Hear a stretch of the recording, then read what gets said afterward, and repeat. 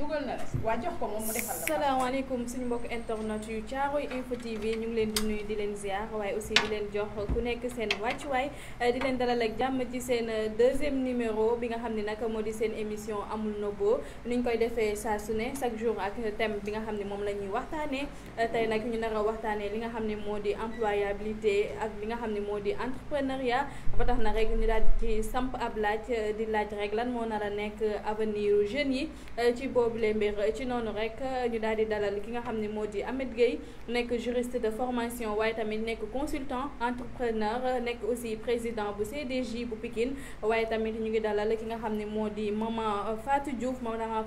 nekk bàjjenu gox nekk en même temps secrétaire de direction bi la émission nag ma ci fekk gox comme ça su ne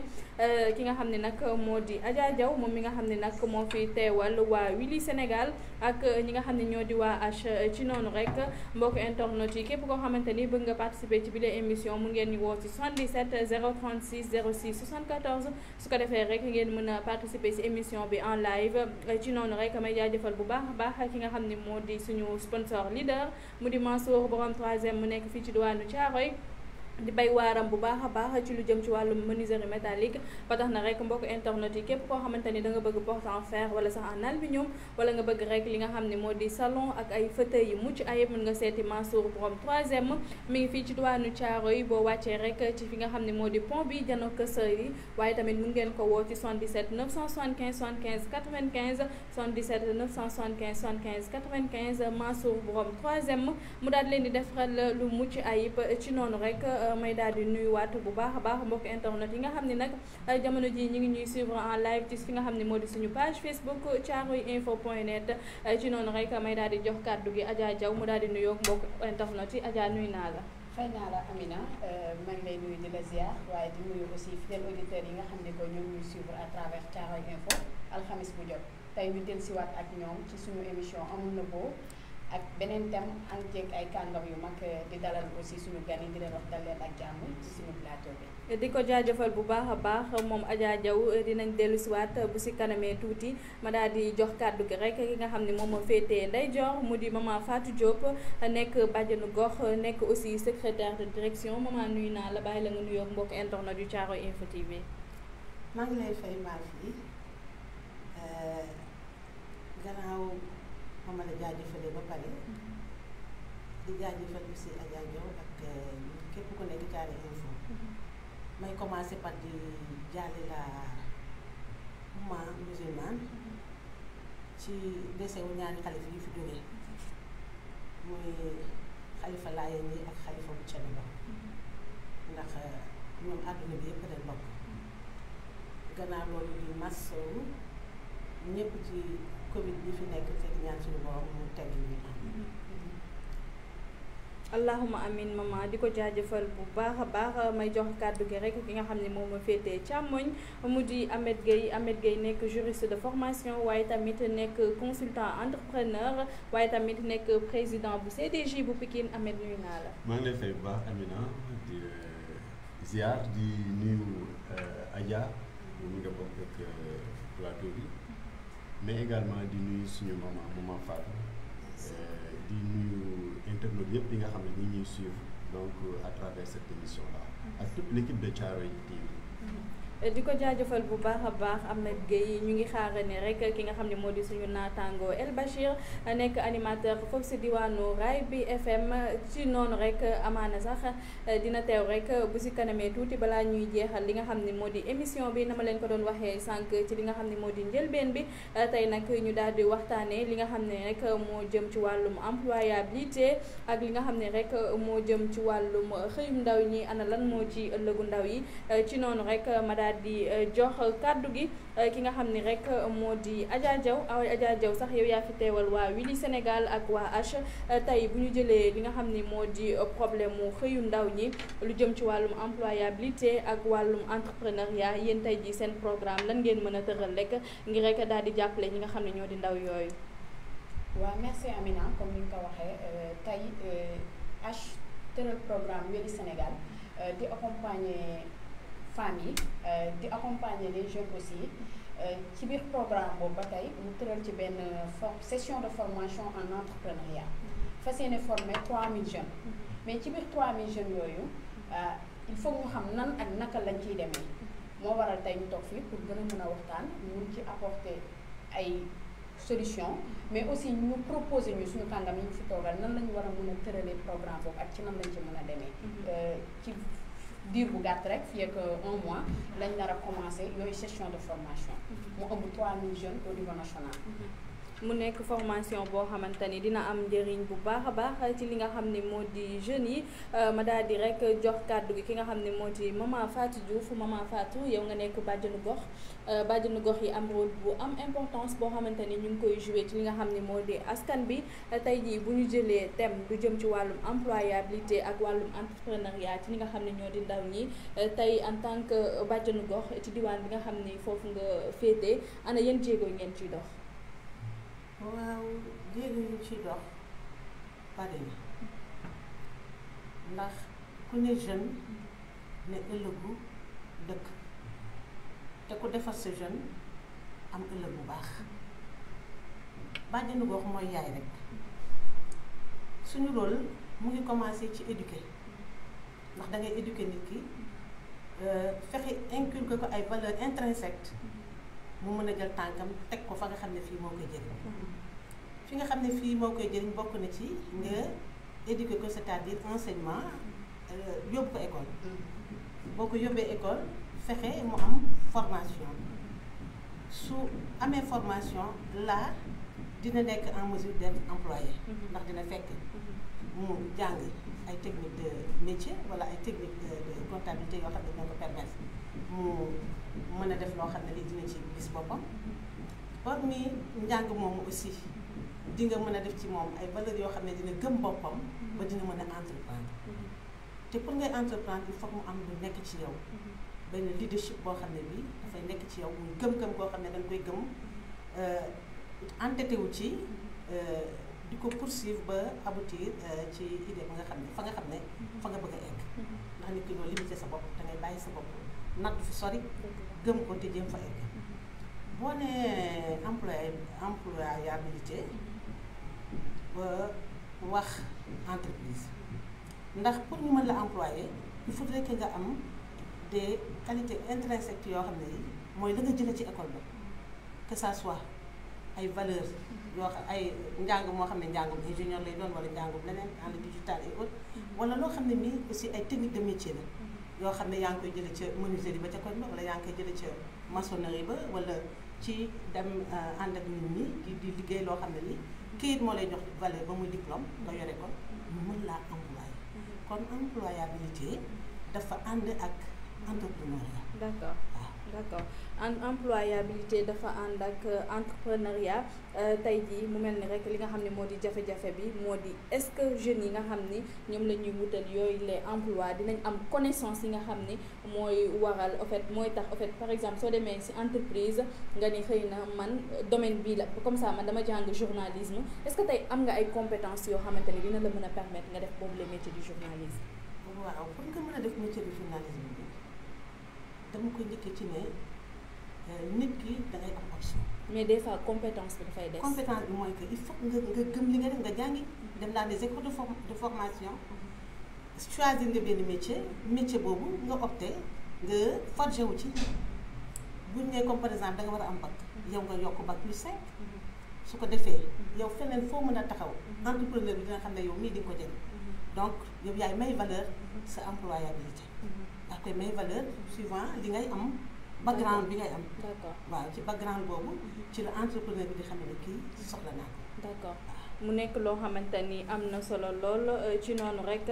balaa may jox kàddu gi ki nga xam ni moo di Ahmed Gueye may jaajëfal bu baax a baax suñu mbokk internet yi nga xam ni jamono ji ñi ngi teew li nga xam ni moo di émission bi ku ci mel ni rek ki nga xam ni moo di Omar Gueye moom ma nga naan salaam à toute l'équipe de Thiaroye Info TV ñu ngi lay ziar bu baax a baax waaye waa Thiaroye Info namu nañ la. Abdou Aziz Ndiaye moom mi ngi ñuy naan dafa am problème mu son waaye sax mi ngi ñuy xamal ni léegi son bi c'est normal na Cheikh Tidiane Mbaye mi ngi nuyu bu baax baax a baax ñi nga xam ne ñoo di waa équipe bi Bala Moussa Diarra mi ngi naan super plateau di ziar à toute l'équipe waaye tam mi ngi naan DGA ziar naa la maa ngi lay ziar Bala Moussa mi ngi naan tamit Adja Diaw ziar naa la bu baax a baax Oumar Gueye daal di dikkaat rek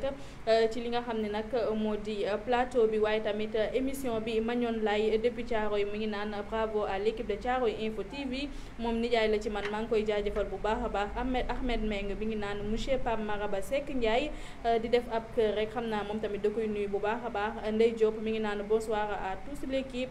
toute l'équipe encouragement à ma grande Fat Diouf ñu ngi koy jaajëfal bu baax a baax Ndeye Diop Abdoul Aziz Ndiaye di ñëwaat rek naan bàjjan Fatou Diouf bonsoir mi ngi lay nuyu bu baax a baax moom sax muy dikkaat naan mes salutations à mon jeune frère Ahmed Gueye ñu ko jaajëfal bu baax a baax Abdoul Aziz Ndiaye ci noonu rek dañuy daal di wëyal rek li nga xam ne moo di émission bi na ma leen ko doon waxee rek mu nekk seen émission amul na boo ñu daal ci ànd rek ñi nga xam ne ñoo di suñuy ay partenaire di waa Willy Sénégal ak waa H ci noonu rek tey ñuy waxtaanee li nga xam ne moo di wàllum employabilité ak wàllum entrepreneuriat di samp ab laaj rek di naan lan mooy avenir u ndaw ñi ci boobule boor sax mu mel ni damay daal di tourner rek jëmel sama laaj ki nga xam ne moo fi teewal mooy président CDJ daat fii teewal ndaw yi Ahmed tey ji bu ñu jëlee li nga xam ne moo di thème bu ñuy waxtaanee wàllum employabilité wàllum entrepreneuriat mu mel ni rek tey fii ci diwaanu Sénégal jeunes yu bëri amuñu xëy mu mel ni yéen tamit yéen ñi nga xam ne yéen a féete foofu ci boobule wàllu mu di conseil départemental de la jeunesse bu Pikine du ñàkk sax dina am ndaw yoo xamante ni dañuy foog ni suñu ñëwee si yéen donte sax di ngeen orienté mais suñu ñëwee ci yéen am ab xëy tey jii lan ngeen di dundee loolu. waaw Amina maa ngi lay gërëm baax ci question bi dama bëggoon rek balaa may répondre saisir opportunité bi pour souhaiter à toute la jeunesse du monde donc une bonne célébration de la journée internationale de la jeunesse parce que ñu ngi koy célébrer chaque 12 août depuis 1999 ndax Nations Unies ñoom ñoo jëloon benn programme d'action mondial jëmale ko ci ndaw ñi waaye di wax ne tamit célébration bi au-delà de l'aspect célébration de la journée je pense que moment la boo xam ne aussi day jaar ñu taxaw seetlu xool yan progrès la ñu réalisé ci agenda yi nga xam ne yëpp jël nañ ko jëmale ko ci wàllu ndaw ñi donc je pense que loolu day am solo ñu souligner ko par rapport ak thème bi nga posé tey je pense que lu am importance parce que bu ñu nee employabilité maa ngi dégg sànq ba léegi yaa ngi ci insisté ci compétence yi dama am sama benn enseignant bu ma doon wax naan fan ngay mesurer que ni jeunes yi pareeguñ pour affronter le monde économique mooy da ngay gis un jeune bu commencé jàngam depuis mu am 6 ans dem ba am master 2 bu jëlee papier bind di ut fu mu liggéeyee li muy njëkk a def objet demande d'emploi mu ne foofu la problème bi commencé demande d'emploi on ne demande pas un emploi mais on offre des compétences taxawal nañ entreprise bi gis na yow am nga compétence yoo xamante ni boo ko offriree mën na tax entreprise bi développé mu recruter la sur la base de compétences yow yi nga am wala nga gis ne yow mii am nga benn idée boo xamante ni mën nga ko valoriser à travers compétences yi nga am nga valoriser idée boobu ba taxawal sa entreprise mun nañu wax entrepreneuriat donc tout tourne autour des compétences moo tax mu ne problème bi mi ngi foofu noonu fi ñu naan demande d'emploi parce que en réalité te question bi muy posé la question centrale mooy la question de la formation la question de la préparation Maître Mame Adama Gueye en 2012 élection présidentielle dafa dem université Cheikh Anta Diop bu Dakar mu ne étudiants yi man li ma leen di wax dama leen koy wax sans porter de gants l'université est devenue une garderie d'adultes parce que tout simplement ñun ñëpp dañuy dugal ci benn moule boo xamante ni enseignement général lay doon fii ngay gis au Sénégal étudiant dem ba am master 2 ne day defaat formation 2 ans pour am qualification pour mën a intégrer le marché de l'emploi. loolu moom dafa mel ni système de l'enseignement bi moo xaw a mais dañu ñëwaat ci compétence yi nga doon insister parce que quoi que l'on puisse dire dañuy retourner ci loolu ba tax point bi ëpp importance te muy renvoyé ci l'employabilité maanaam naka la ñuy def ba ndaw ñi mën a am ay compétences c'est très important voilà parce vendre que compétences tey jii est-ce que mën nga dugg ci entreprise compétence yi nga xam ni ñu ngi koy xaar ci yow boo ko amul est-ce que tey emploi bi nga xam ni moom lañ la jox di nga ko mën téye mais lu gën a terre à terre te da ngay gis ne dañ naan dans les entreprises moo xam familial le privé public et cetera li ñuy wax naan népotisme la ñuy favoriser mooy yow xam naa la CV bi kan moo ñu boole exactement bras long terme yooyu moo fi am je crois que yàgg nañu wax loolu mais day déteindre sax sur la production sur la performance de l'entreprise parce que peut-être que à côté bàyyi nga jeune boo xamante ni am na ay compétences yoo xamante ni tey boo ko recruter woon mën na impacter positivement ci évolution entreprise bi mais nga bàyyi ko fa parce que recruter koo xamante ni mooy loolu donc ba tax na su may interpeller parce que les responsabilités aussi sont partagées donc je pense que jeune bu nekk mi ngi commencer d'abord yow nga am sa projet de vie. D'accord. waaw am projet de vie mooy lan bañ a rek topp naan maa ngi jàng am naa BFEM am bac am master. mais xamoo sax fan nga jëm na nga xam yow fan nga jëm d'abord. parce que des fois il arrive nga jël jeune posé ko question lan nga bëgg a doon mu ne la xaw ma te fekk na sax amaana am na bac ba pare. d'accord mu nekk loo xamante ni jafe-jafe la bu baax a baax mbokk internet yi yéen a ngi suivre li nga xam ne moo di seen émission amul nëbboo tey nag ñuy daal di waxtaanee li nga xam ne nag moo jëm ci wàllum employabilité entrepreneuriat waaye tamit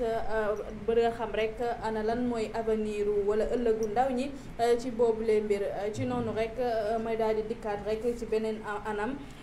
Adja yéen ñi nga xam ne yéen fi teewal waa Wili ak waa H mu mel ni rek am na ay programme yu bëri yoo xamante ni état bu Sénégal ñu ngi koy daal di mettre en place bu mujj bi nag moo di rek recrutement lu toll ci 65 000 jeunes yoo xamante ni nag bëgg nañ ko def ci ab projet bi nga xam ne nag ñu ngi koy wax cadre du programme d'urgence pour l'emploi ak l'insertion des jeunes xëyum ndaw ñi ci noonu rek mu mel ni sax boobu les projet door na jeunes yaa ngi daal di inscrire waaye tamit lu ci mel ni DER ANPEJ yu ñu mel mu mel ni rek état bu Sénégal am na ay structures yoo xamante ni teg na ko pour mu jàppale li nga xam ni moo di xëyum ndaw li wala sax pour mu dox ci li nga xam ni moo di xëyum ndaw li lu ci mel ni ay financement yu ak yu ni mel mais jàpp nañ ni yooyu les projets la plupart du temps li nga xam ni moo di seen rôle wala sax li nga xam ni moo di seen ay objectifs duñ ko daal di rek atteindre Adja Diaw. Amina sànq président dafa am lu am solo lu mu wax par rapport ak façon bi nga xam ni que ci la ñuy defee demande d'emploi.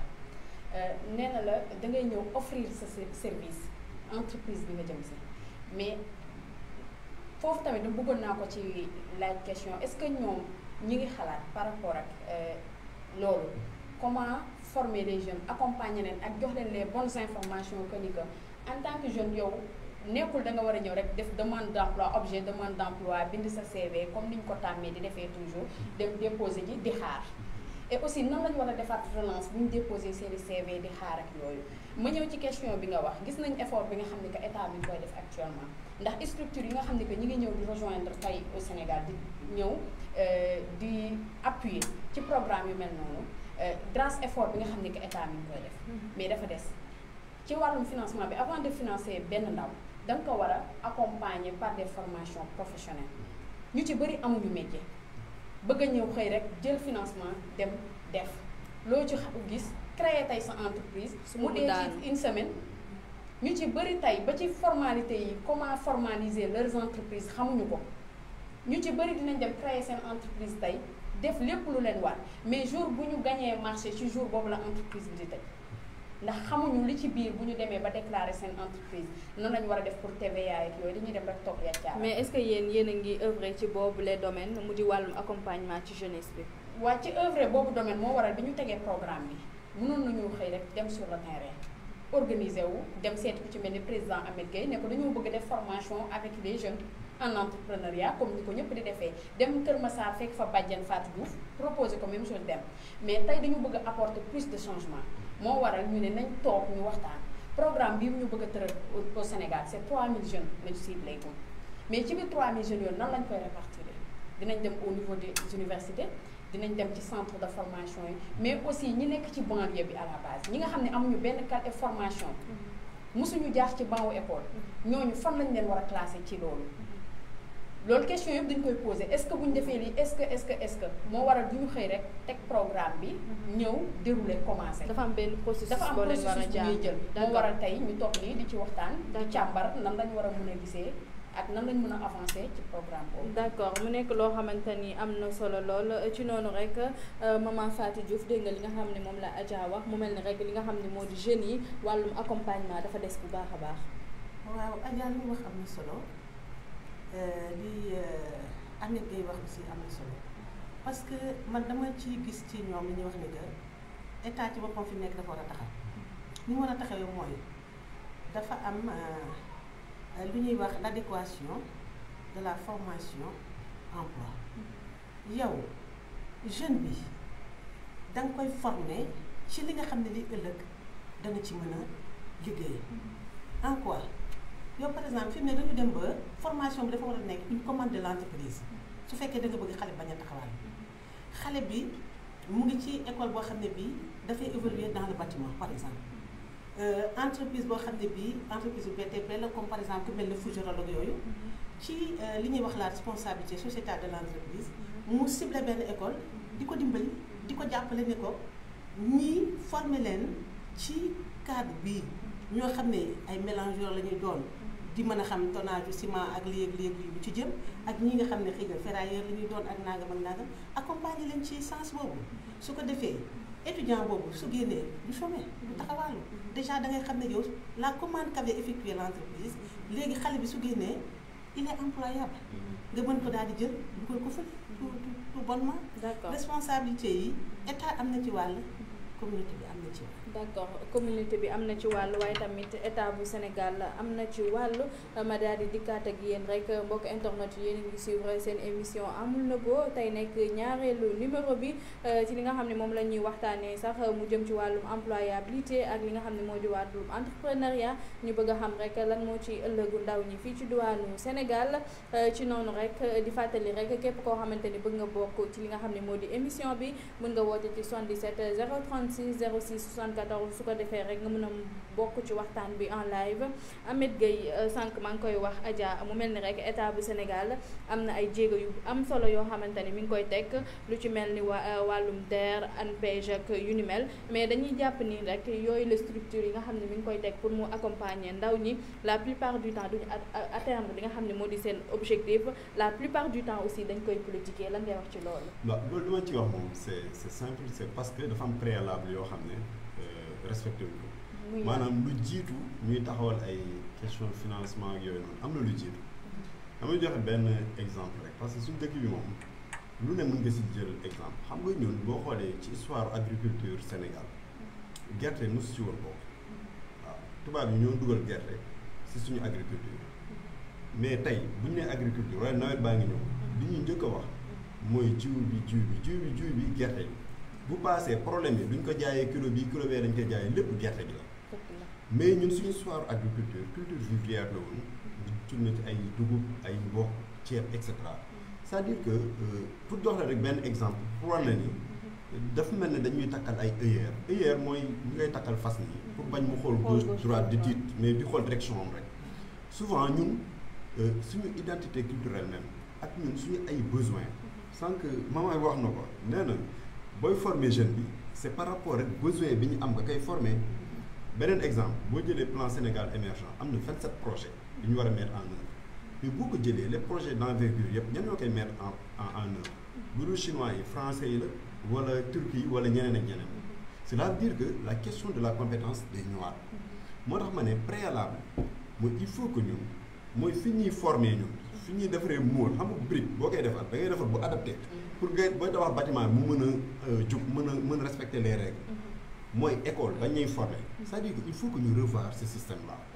méngale ko ñun ak suñu identité culturelle xam ñun ñooy ñan ak fan lañ bëgg a yóbbu suñu dëkk yi parce que opportunité bi gën a mag mooy on est dans un pays boo xam ne lépp dañ ko war a defar donc loolu rek déjà opportunité la ci wàllu entrepreneuriat ci wàllu entreprise ak ci wàllu emploi ak lépp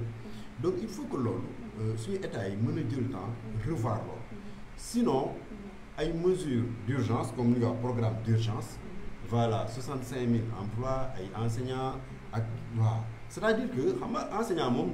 du créer entreprise boo xamante ni dafay ñëw liggéey. c'est-à-dire que benn fonctionnaire booy jël muy liggéey. moo xam police wala et cetera mais je pense que fi ñu war a gën a investir mooy ci cadre ci initiative yi nga wax état man jàpp naa le meilleur projet de l'état du Sénégal muy le Prodac. dans la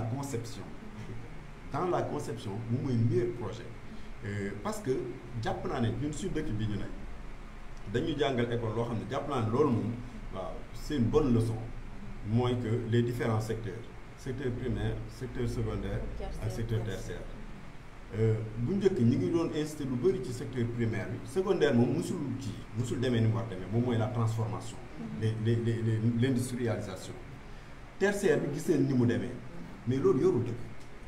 gis parce que primaire bi jeunes yi maa ngi koy joxe 5 exemples ñu ngi commencé di quitter les terres di ñëw dans les centres urbains comme Dakar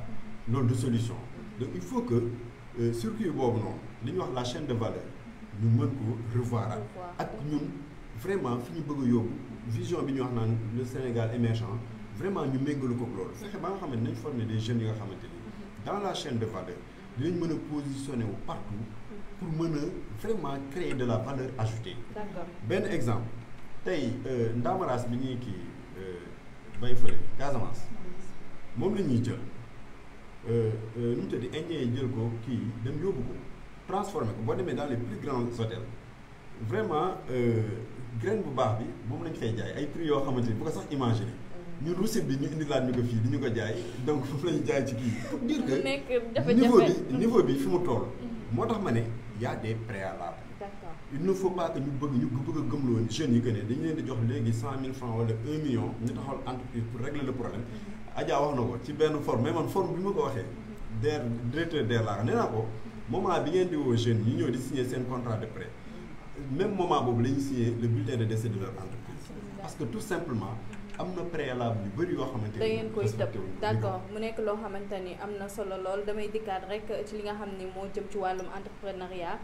Adja tey da ngay gis ay structure yu bëri yoo xamante ni xëy na xaaruñu état si lenn du financement du dara mais am nañ seen dërëm ak seen ñaar dërëm daal di samp seen entreprise di œuvrer ci wàllum entrepreneuriat tey mel ni rek la plupart du temps ces structures wala ces entreprises du ñu am jàppandalu état est-ce que loolu tamit mënul nekk lajjite. waaw Amina loolu lajjite gën du ko da ciy gën a yomb ndax nit ki bu góorgóorloo ba teg dara bu góorgóorloo ba doxal entreprise am yaakaar naa ni bala ngaa jël keneen di ko jox financement te amu ci benn qualification xamul dara ci entreprise boobu bu mel ni muy def nga accompagner ki toogoon ba pare gunge ko su ko defee kooku mën a créer d'autres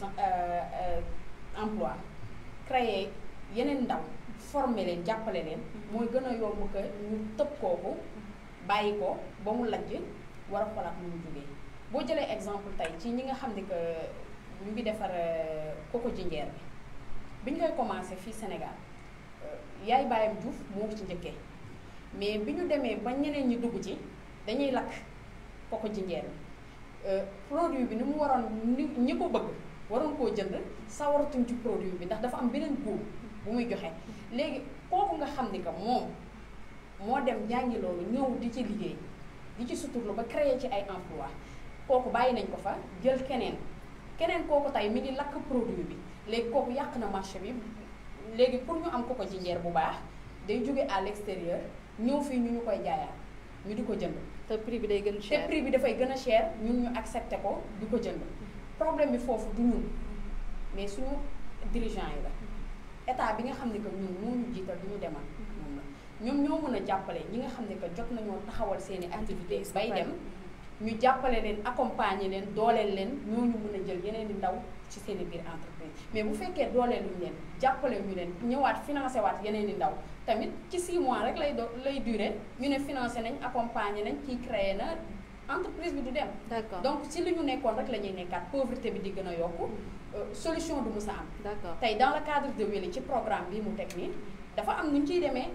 tey du ñu xëy rek dem former ay jeunes dem suñu yoon non exemple tey bu ñu duggoon Pikine di former ay jeunes ci employabilité entrepreneuriat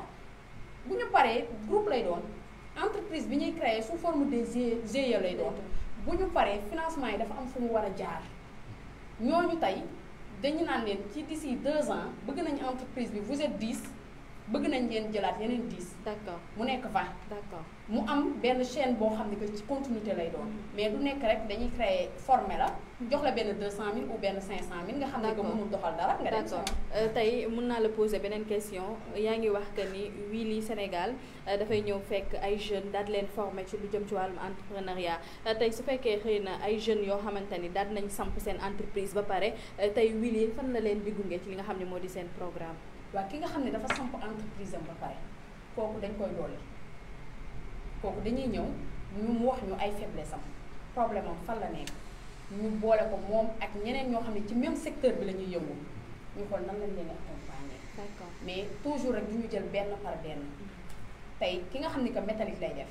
su amee keneen koo xam ni que mi ngi def métallique mu nekk ci département bi dañuy fexe ba regrouper leen xool ñoom kii point fort kii faiblesse am lan la ñu boole ko mun leen accompagner. d'accord mu nekk loo xamante ni am na solo lool maman Fatou Diouf tey da ngay gis lu jëm ci wàllum entrepreneuriat ba tey fii ci diwaanu Sénégal man ma daal di créer sama benn entreprise par exemple comme ni ko Adja waxee léegi kii doon defar li nga xam ne moo di Coco Gindière mais imitation bi te amoo si benn compétence amoo si benn xarañte loolu tamit dafa ne mel ni rek dafay nekk tout le temps jafe-jafe parce que ki nga xam ne moo dem jàng affaire yi ñëw di ko exercer du bokk la ki nga xam ni demul jàng loolu tamit nekk na loo xamante ni des fois problème lay doon ci wàllum entrepreneuriat parce que la plupart du temps sénégalais yi dañuy gis que ni man de xaaral ma xool Adja def na lii rek comme mi ngi ciy génn man war naa ko def alors que Adja dafa dem jàngi am compétence bi alors que yow mi nga xam ne yaa ngi koy imiter amoo compétence bi loolu tamit est-ce que du nekk jafe-jafe. loolu jafe-jafe la mais dama bëgg a wax ci am na dafa laal situation boo xam ne bii bu ko état Sénégal appliqué woon mën naa ne pauvreté dina wàññeeku parce que entrepreneuriat dina dox ba pare xëyum ndaw mi dina dem lool muy dafa laal le secteur primaire le secteur secondaire ak le secteur tertiaire. secteur secondaire mën naa ne dafa inexistant au Sénégal waaw ndax bu fekkee mbay maa ngi fi napp gaa ngi fi leneen ak leneen a ngi fi te industrie yoo xam ne yi ñoo koy def transformation bi amuñu fi mais xëy du bëri te loolu su amoon xëy bi bëri kon ndaw ñi dinañ am ci lu ñu jàpp. quant à loolu su amulee mooy gàllankoor nga sa avancement économique bu pour li Adja di li nga wax léegi nii sénégalais dañuy imiter mais imitation bi du la jëme fu sori mbir boo ci bëggee xare bëgg cee joxe la nga xam ne lii moom la ci nit ñi xaar danga koy jàng danga koy jàng dangay dem defi formation soo defee formation bi ba pare aussi nga mettre en valeur loolu mooy ngay exécuter wu di ci apporter sa touche personnelle boobu nga ciy apporter moo koy différencier ak li ngay jëlee ci école ba ndax bu njëkk ba ñun maire yi màgget yi buñu daan tey ci kër gi cere dangay tay rek daal di jël toj ak sa gën ak sa kuur ak yooyu daal di lay laaloo def teg fële léegi xale yi ñu ngi cere mais di ko defee beneen façon di ci apporter aussi yeneen yoo xam ne bokku ci woon loolu la mais su fekkee nit ki dafay imiter te amul compétence bi te amul aussi humilité wu wàcce boppam dem jàngi loolu da yàq rek te du avancé état nag ka nga xam ne ki ni ko Adja waxee moom mu ngi ciy góorgóorlu te am na ci xarañte mais na ko indil ay jumtuwaay ba pare indil ko ci xaalis sànq da nga wax ci DER mais l' état ne peut pas être un bailleur l' état n'est pas un bailleur état dafa war a jàppale banque yi pour ne leen ñuy diminuer taux bi ndax nit ñi mën a jot ci xaalis parce que nit ñi jigéen ñi par exemple ñoom ay kii la ñuy def nu ñu koy waxee natt ay natt la ñuy def ñu tuddee ko kii solidaire tontini d'accord léegi loolu moo leen di jàppale te état bu ko defoon beneen politique bu dul DER bi dina baax parce que DER bi sànq Ahmed dafa wax lu am solo jour bi ngay signé pour jël sa xaalis jour boobu ngay signé pour rey sa entreprise mais projet da nga koy defar mûrir ko xam ko mën koo doxal mu leer na ne am nga capacité bi am nga compétence bi wala soo ko amul nga nekk un manager un leader boo xam ne da ngay am fitu jëli ko xam di ko manager parce que le management ne veut pas dire que rek di ko coacher ni pour muy liggéey mais même dans la parole ci waxtaan da nga ciy manager nit ki. d'accord te loolu dafa di lu am solo ci société ak lu koy avancer entrepreneuriat li koy avancer management ci la bokk. mu nekk loo xamante ni am na solo lool may jaajëfal bu baax a baax Abbas Gueye mu ngi naan toujours égal à lui-même président Ahmed Gueye di ko ziar bu baax a baax Ndeye Diop moo dellu si waat rek mi ngi naan on est ensemblement grande bravo à vous ainsi que toute l'équipe Ndeye Diop Keita di ko jaajëfal bu baax a baax gis nañ tamit ki nga xam ne moo di Fatou Diouf ci li nga xam ne moo di commentaire yi mbokk internet yi je rappelle que yéen a ngi suivre seen émission amul nëbboo tey nag ñu nekk rek ci li nga xam ne moo di deuxième numéro bi ci noonu rek ñuy doon waxtaanee rek li nga xam ne moo jëm ci wàllum employabilité ak wàllum entrepreneuriat di xalaat rek wala sax di samp ab laaj pour xam rek tey lan mooy ëllëgu ndaw ñi. Ahmed ma dikkaat ak yow rek tey di la laaj lu jëm ci wàllum entrepreneuriat lay waxaat ba tey jii dégg nga li nga xam ni moom la sama maman wax structure boo xamante ni taxaw nga di œuvre ci li nga xam ni moo di entrepreneuriat nga jël say dërëm ak say ñaan dërëm am loo xamante ni teg nga ko état war na leen jàppale mais tey jii bu ñu jëlee waa CDJ tey jii est-ce que mun nañ xam yéen lan mooy seen rôle au-delà de li nga xam ne moo di accompagner ñi nga xam ne moo di jeunesse bi. waaw boo ko jëlee ci conseil bi nag xam nga conseil moom mission am ci 2 points rek la tënk benn bi plaidoyer nag bu ñu ko waxee mooy waxtaan boo xam ne dañ koy am jëmale ko ci ñi nga xam ne ñoom ñooy décider ñoom lañ dénk réew mi parce que tamit ñoom lañ jël moyens yëpp teg ko seen ay loxo donc ne lii mooy priorité ndaw ñi te jàpp nañ ne programme yi ngeen di déroulé bu ngeen ko doxalee nii ak nii ndaw ñi dañ ci mën a gis seen bopp te jafe-jafe yi ñuy dajeel bu dañul tamit dina wàññeeku. beneen pàcc bi moom mooy information mooy tamit fexe ba nga xamante ni ndaw ñi nga xam ne ñoom ñooy vraiment les partenaires parce que bon charte africaine de la jeunesse waxatul cible partenaire lay wax ñu jox leen l'information parce que dañoo wax naan qui détient l'argent détient le nerf de la guerre mais monde bi ñu toll li ñuy wax léegi mooy qui détient l'information détient le nerf de la guerre parce que même dans les organisations dañ koy gis day may opportunité yoo xam bu amee suñ ko partagé wul rek ñenn ñi rek ñoom ñoo ci profité wu donc moo tax ñun ñu taxawoo foofu pour que information bu amee ñu mën ko partagé ba ndaw ñi ko war a jot ñëpp jot ko bu dee ay opportunités yoo xam ne dañ ci war a bénéficier wu ñoom ñu mën ci bénéficier wu mais li may waxaat rek ci côté boobu noonu mooy que gis nga état dafa am lu mu war a doxee parce que bi ñuy def présentation bilan DER en fait bilan sax amul waxtaan la woon ni benn CRD la woon sax au niveau de la gouvernance de Dakar directeur dafa ñëw présenter lépp mën na ko gis nga présentation bi man benn émission bu ma doon suivre xam ban télé sax la may renvoyer des chiffres et des lettres mooy que nee nga financé nga tant de jeunes donc enveloppe bi toll na ci tant de milliards mais loolu pour man loolu xale bu ndaw sax mën na ko boo ko joxee xaalis na ko séddale ko mu séddale ko mais en terme d'impact maanaam loolu nga génnee ak suivi voilà ban jeexital la am ci ndaw ñi am na solo waaw parce que bu ñu fàtte ne lu mel ne DER bi ñu fiy ñëw boobu Covid amul waaw donc ñu ne dugal nañ presque plus de 105 milliards mais 105 milliards c'est beaucoup mais avant ñuy waxaat programme d'urgence 350 milliards je pense que dinay baax parfois ñuy évaluer di xool jafe-jafe yi nga xamante ni am na ci programme yi ko defee ñu mën a moytu xool ak yi nga xam ne am na ñu mën ko renforcer. D'accord. Sànq je crois que approche bi ñoom Adja wax léegi nii. man pour man boobu c'est la meilleure approche mooy que gis nga financement individuel mosul nekk solution. boo jeunes yi ku nekk am 200 000 1 million 5 millions 10 millions déedéet jeunes yi da nga leen di def sous forme de coopérative mu am d'abord benn responsabilité collective ci seen biir. ñu xam ne lii yow moomoo kii moom ko mais ñun ñëpp ñoo ko bokk. Exactement réussite bi ñun ñëpp la incombé. Il faut que ñu dem ci dynamique boobu mais bu dee benn jeune boo xamante ni yow comme li waa ji doon wax rek jeune bi nga xam ne dafa am problème mu passe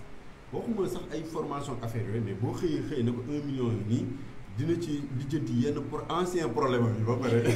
soo moytuwul sax mu takk ci jabar donc ancien problème yi dina am yoo xam ne dina am duñ ci lijjanti bu ko defee capital bi mu laajoon bañ jox ko mais déjà de facto day wàññeeku. moo tax ma ne jeune boo ci gis muy signé contrat de prêt rek en même temps li ci ëpp noonu lay demee moo tax il faut que ñu privilégier donc démarche boobu. beneen chose bi mooy balaa ngay financer nag man même jeunes yi ñu nekk loolaay doon pour man balaa ngay financer ku defagul dara xoolal ki commencé dara nga renforcer ko. c'est très important mais ñoom dafa mel ni ñi nga xam ne commencé guñu dara ñoom lañu gën a privilégié. non et puis man nekk naa système bi ñëw nañ un jour ñu jox ñu base de données je vous assure ñuy woote jeunes yi nii di leen wax ci ne leen sa financement génn na yow lan moo nekkoon sax sa projet nga ne man de honorable moo ko bindoon imaginez loolu rek je vous assure. kon mu nekk ay projet yoo xamante ni dañ la ko bindal. du loo xamante ni sa xalaat si bopp la. xam nañ sànq yaa ngi koy wax du si bëri. Les fonds sont colorés xam nga directeur naan amul couleur naan financé naa les jeunes de tel parti non du loolu xam nga affaire bu jaaree ci yoon rek déjà y a 2 niveaux yi nga xam mën nañ ko mesurer mooy ñun les acteurs yi nekk sur le terrain mais bu entreprise yi doxee nañ ko xam parce que nañ xam ne jeunes yi ñi ngi yëngatu sur le plan économique am ay résultats beneen bi mooy bu doxee état moo koy njëkk a yëg parce que entreprise nañ fay fiscalité te loolu day dugg ci keesu état donc état bu projet yi doxee xam na bu doxul xam na mais li fi nekk mooy jéem a régler un problème nii non pas régler problème sax mais indi benn solution boo xam ne c'est pas pour régler le problème mais c'est pour transférer le problème dañu toogaat fii 1 mois 6 mois 1 an même problème yi ñëwaat ñu utaat beneen plan parce que plan yi moom yaakaar naa ne yàgg na fi te du fi dañ. d'accord yàgg na fi te du fi dañ bu ñu jógee rek ci wàllum entrepreneuriat boobu rek nga xam ni la plupart du temps état bu Sénégal moom dafay xaw a andi wala sax dafay xaw a am lajjite bu baax a baax ci financer jeunes yi nga xam ni teg nañ seen ay projet ba pare waaye ku leen may tuuti loxo rek ñu daal di dem ci noonu rek ma def sama dernier tour de table Adja tey jii lan mooy nekk avenir u jeunesse bu Sénégal ci jafe-jafe yi nga xam ne nag tout le temps ñi ngi koy am mu duy xëyub ndaw ñi mu nekk jafe-jafe yoo xamante ne mun nañ ni président bu ne jaar na fi mais gis nañ ni mënul am li nga xam ne moo di solution waaye tamit digg yi bëri na lool à la fin doo ci am li nga xam ne moo di objectif bi duñ ko atteindre. Amina digg yi bëri na tey bu ñuy wax solution dañuy def nangam ñoo ngi digge di promettre état bu ñëw même problème yi di gën a yokk est-ce que jotul lu ci mel ni acteurs yi ñi ñuy wax ñoom ñooy acteurs yi ñu jàpp ni que ñooñu xam nañ te solution bi dëgëree rek ñu daw seeti leen est-ce que jotul ñooñu ñu tàllal leen la ko ànd ak ñoom pour essayer trouver solution une bonne fois pour toutes ndax ndaw ñu sonn nañ ñi nga xam ni que fi mu toll nii sax ñi ngi daw ci secteur mbay mi xamuñu ci lu bari ñi nga xam ni que tey daw nañ ci secteur commerce bi am na luñ ci desee xam. am na ñoo xam te ne mariirandoo sax ñoo leen ci dugal am na ñoo xam ne mariirandoo ak koo ci gis projet ployé la yor da ngay jël exemple ci formation professionnelle yi ñuy def ñëpp dañuy xëy defandoo ji banque finance. ak ñëpp nekk ci vente en ligne. waaw ñëpp demandoo ci vente en ligne bi te xamuñu. keroog rek maa ngi gis benn statut am ku nekk naan am naa bac am ku leen bindal ci suuf bienvenue dans la vente en ligne parce que Sénégal ku am bac ku nekk rek ci vente en ligne mi ngay sóobu. déjà commencé nañ commerce bi ñoom ñëpp te xamuñu. mais Sénégal sooy xool statut yi da ngay gis ni ñëpp dañuy jaay. ñëppay jaay mais jaay dafa am façon démb rek maa ngi ciy waxtaan ak Amadou Toubab ak Moussa fi ñu toog ci place publique ba comme ñun foofee suñu waxtaanukaay ci guddi gi mu ne ma lan moo tax sa produit yi ngay defar doo commencé di ko def sur Facebook tasaare ko ci WhatsApp beeg yooyu mën ko débat bu bëri bi laa dul mën parce que man li ma xam naa ko li ma mën naa ko maa ngi koy liggéey ñi nga xam ne que am nañ confiance ci man ñi ngi jënd samay produit ñooñu ñoo may wutal yeneen client mais léegi man su ma concentré woo ci internet bi ne moom moo may jaayal ak WhatsApp bi chaque jour ma dugal dinaa def ni ñëpp di def te man damaa bëgg a def lu kenn deful donc dañu war a am un esprit de créativité mën a doxal li ñuy liggéey mais aussi ñi nga xam ne que ñooy suñuy kilifa di ñu accompagner ñu gën ñoo mën a gunge tey à travers projet bi nga xam ne que ñu ngi koy jéem a doxal pour mu jëm kanam suñu ñëwee tey seet si président Ameth Gueye ànd ak moom ci projet boobu ba moom mu encadré ñu ay groupe muy dox